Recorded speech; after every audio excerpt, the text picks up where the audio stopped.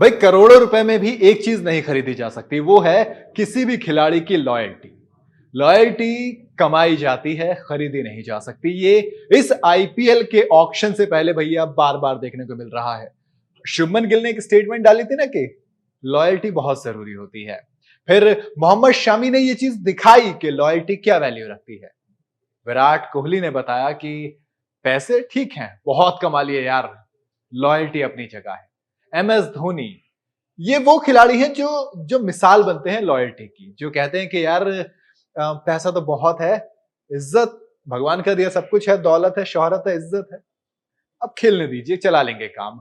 लेकिन अब जो लॉयल्टी की कहानी है वो एम एस धोनी के एक सिपासालार की है। नाम है मथीक्षा पथिराना।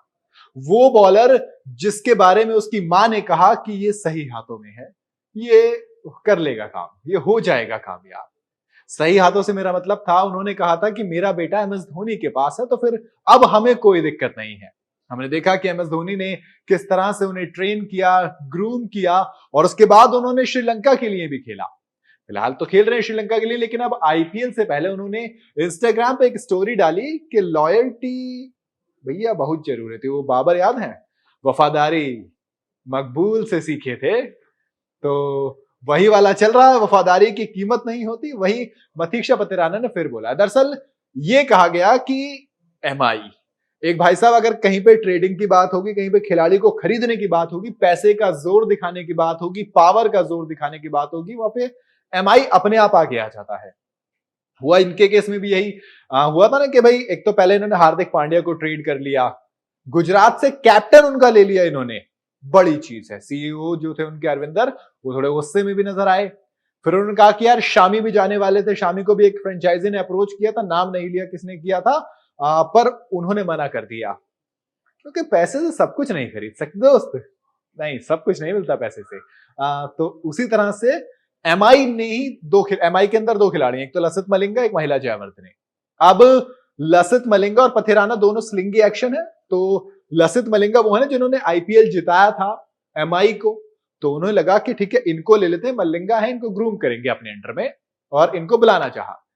महिला जयवर्धने है उधर, तो महिला जयवर्धने ने पथिराना के मैनेजर को अप्रोच किया, ऐसा रिपोर्ट्स में आया। रिपोर्ट्स में कहा गया कि उनकी जो मैनेजर को जब अप्रोच किया गया तो पथिराना से कुछ बात हुई होगी, उन्होंने मना कर दिया, दोस्त हम नहीं चाहिए, पैसा बहुत है, पैसा कमा लिया, अब इज्जत कमाना बाकी है, अभी सीखना बहुत कुछ बाकी है। इसमें अब दो एंगल आ गए, हो सकता है दो वजह। पहली वजह तो ये कि उनकी मां ने जो कहा था ना कि पथिराना जिसके पास है वो बिल्कुल सेफ हैंड्स में है, यानी कि एम एस धोनी। तो वो खिलाड़ी ना एम एस धोनी जिन्होंने अपनी फीस 15 करोड़ से घटाकर 12 करोड़ कर दी अपनी टीम के लिए, ताकि जो पैसे मेरे 3 करोड़ बचेंगे इससे हम दूसरे खिलाड़ी पे इन्वेस्ट कर सकें।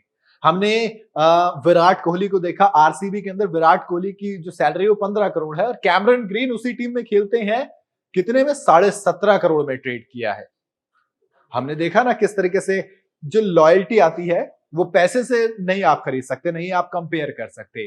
अब वही चीज एक बार से ये कहो ना कि धोनी के साथ सिर्फ वो पथिराना गेम नहीं सीख रहे हैं, धोनी के साथ पथिराना सिर्फ क्रिकेट नहीं सीख रहे हैं, बल्कि वो जिस खिलाड़ी के साथ बड़े हो रहे हैं उसके साथ वो लॉयल्टी भी उस खिलाड़ी से ही सीख रहे हैं। उससे सीख रहे हैं कि किस तरह से आपको किस चीज को तरजीह देनी है, आपको कहां पे पैसे को तरजीह देनी है, कहां पे आपको टैलेंट और तमाम चीजों को तरजीह देनी है।